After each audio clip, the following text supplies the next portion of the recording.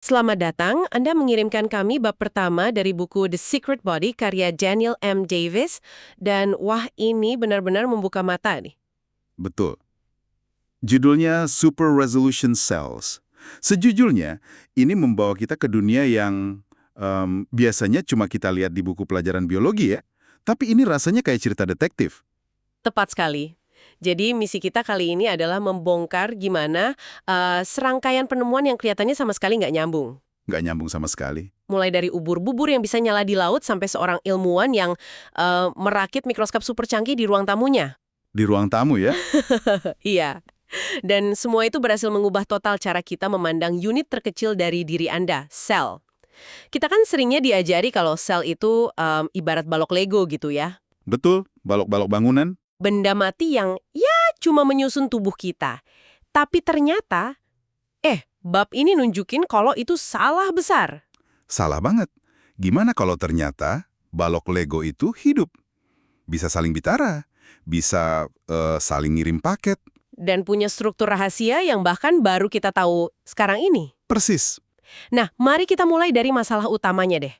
Ada sebuah kayak dinding besar gitu yang menghalangi para ilmuwan selama lebih dari 100 tahun. Betul. Dinding ini dibangun tahun 1872 oleh seorang fisikawan Jerman, Ernst Abbe. Oke. Dia menemukan sebuah hukum fisika fundamental yang pada dasarnya bilang, mikroskop cahaya biasa itu ada batasnya. Batasnya gimana tuh? Benda apapun yang lebih kecil dari sekitar 200 nanometer itu nggak akan pernah bisa terlihat jelas. Titik. Jadi bukan masalah lensanya kurang bagus atau gimana? Bukan. Ini masalah sifat cahaya itu sendiri. Dan batasan ini, yang namanya batas difraksi, dianggap absolut, nggak bisa ditembus. Jadi selama 100 tahun lebih, para ahli biologi itu pada dasarnya agak buta dong. Bisa dibilang begitu. Mereka tahu ada banyak hal penting di dalam sel, misalnya virus HIV atau mekanisme protein rusak penyebab penyakit. Semua itu ukurannya kecil banget ya. Jauh di bawah 200 nanometer.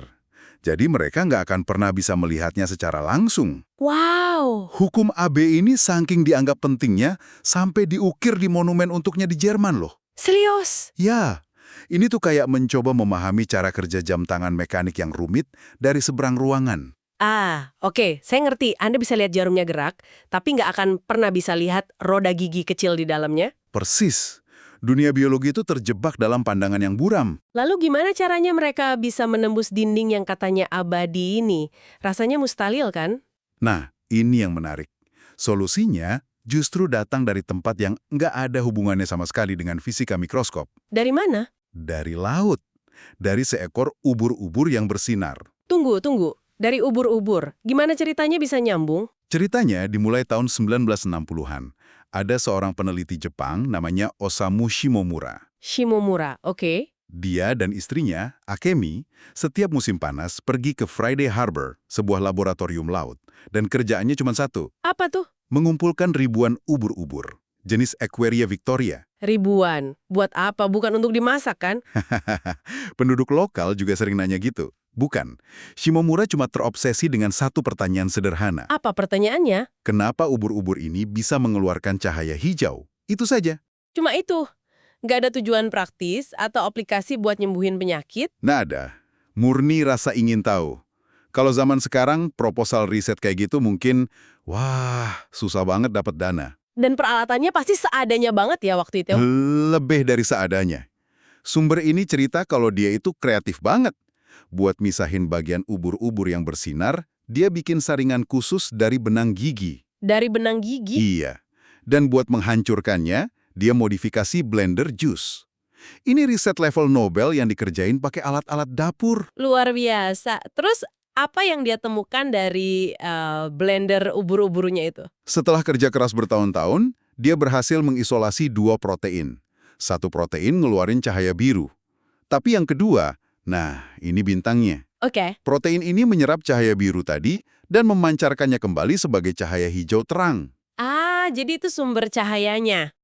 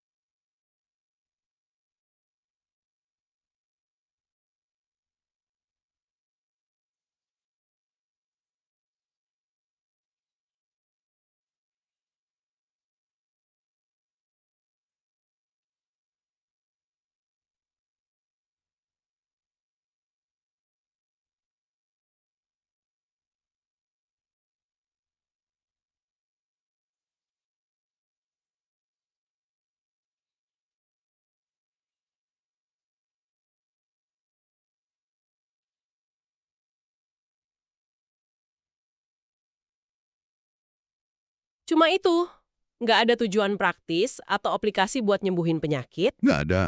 Murni rasa ingin tahu. Kalau zaman sekarang, proposal riset kayak gitu mungkin, wah, susah banget dapat dana. Dan peralatannya pasti seadanya banget ya waktu itu. Lebih dari seadanya.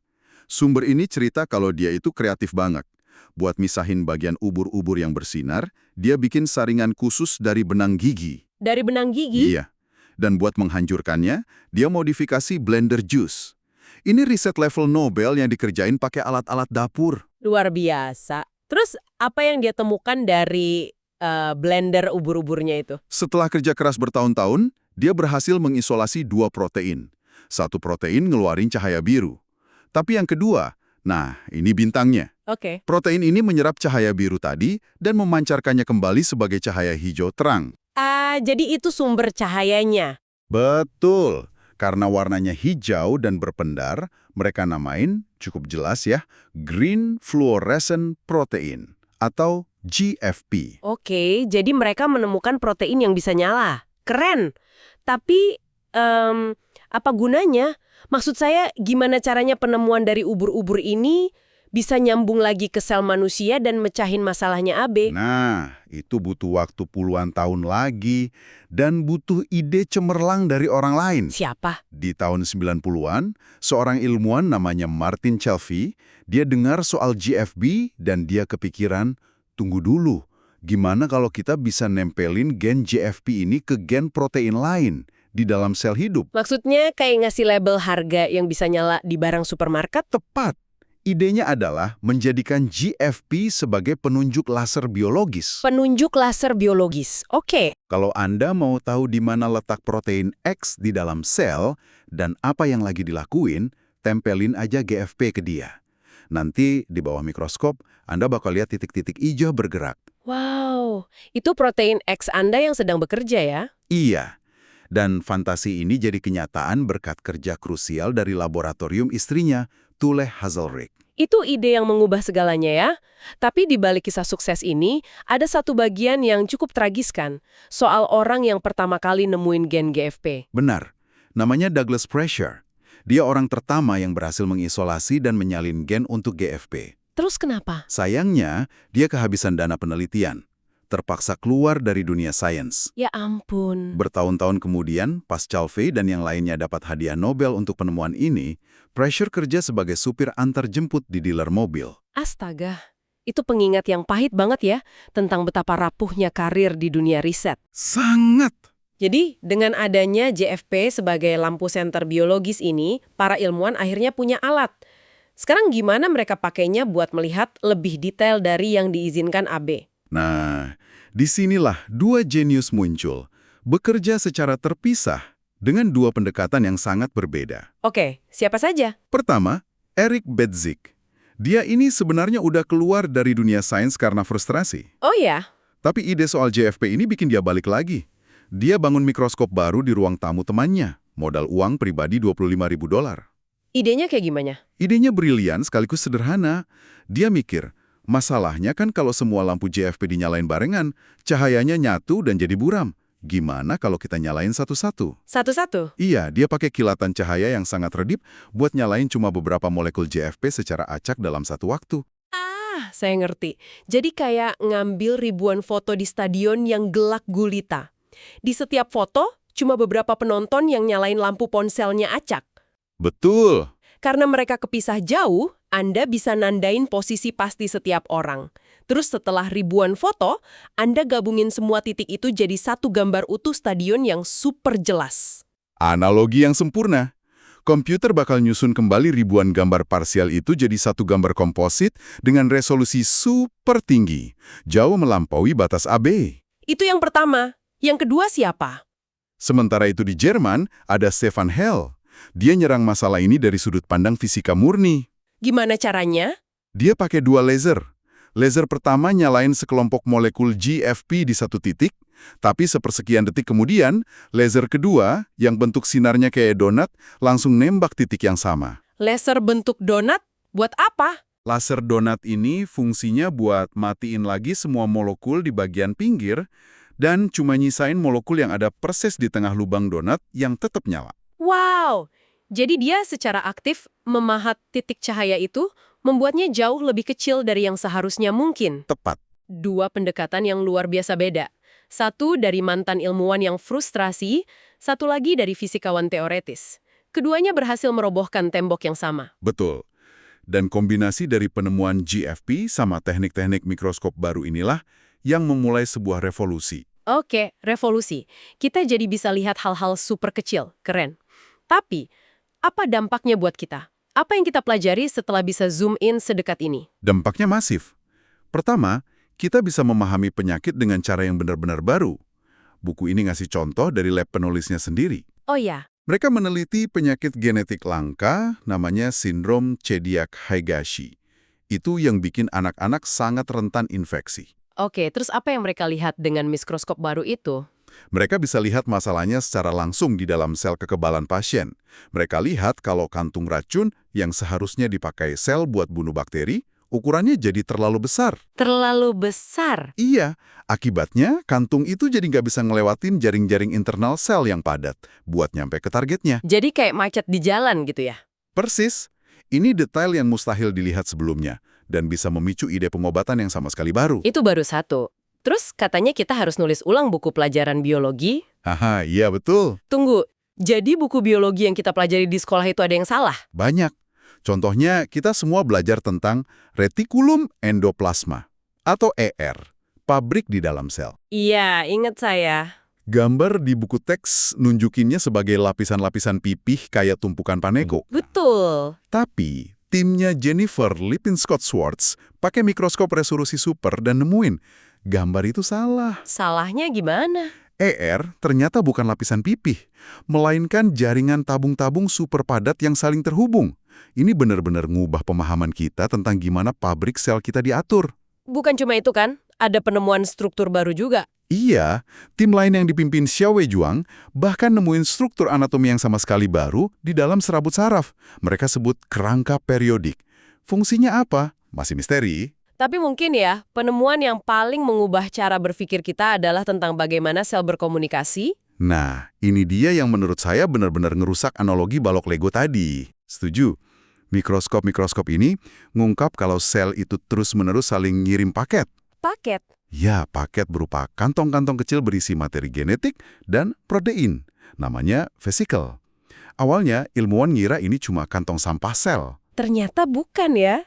Kalau sel bisa saling tukar paket berisi perabotan internalnya, berarti mereka bukan lagi unit yang mandiri dan terisolasi kan? Batasan antar sel jadi kabur. Tepat sekali. Ini bukan lagi sekedar buang sampah. Ini sistem pengiriman pesan yang canggih banget. Dan ini terjadi di seluruh tubuh Anda saat ini juga. Contoh yang paling bikin saya takjub dari buku ini, itu soal ASI. Ah, ya. Ternyata, ASI itu mengandung vesikel-vesikel ini yang bawa hampir 2.000 jenis protein berbeda dari ibu ke bayi. Betul. Jadi itu bukan cuma nutrisi. Ibu secara harfiah ngirimin paket-paket informasi molekuler buat bantu bangun sistem kekebalan dan pencernaan bayinya. Itu luar biasa. Ini benar-benar mengubah cara kita memandang biologi. Sel itu bukan balok Lego. Sel lebih mirip kayak kota-kota yang dinamis, dengan sistem pos yang super sibuk, terus-menerus berdagang dan berkomunikasi. Jadi, setelah semua penjelajahan ini, citra sel sebagai balok yang kaku dan sederhana itu rasanya kuno banget ya. Sangat usang. Yang kita temukan adalah sebuah ekosistem yang hidup, cerewet, dan jauh lebih cerdas dari yang kita duga.